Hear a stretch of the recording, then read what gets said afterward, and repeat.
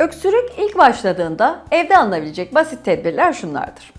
Öncelikle bol, ılık su içilmesi gerekir. Sekresyonların yumuşamasını sağlayan en iyi tedavi bol su içilmesidir. Ancak soğuk değil, ılık su içilmesi uygundur.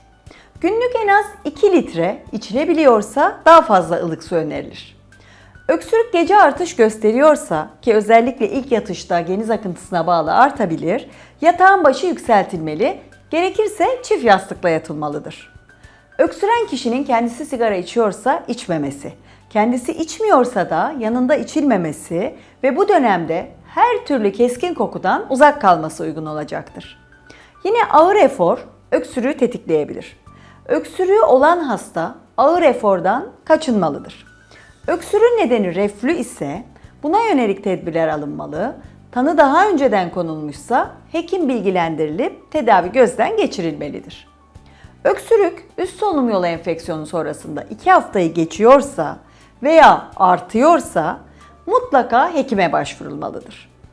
Öksürük kesici ilaçların kendi başına hasta tarafından kullanılması kesinlikle uygun değildir. Mutlaka hekim gözetimi altında kullanılmalıdır.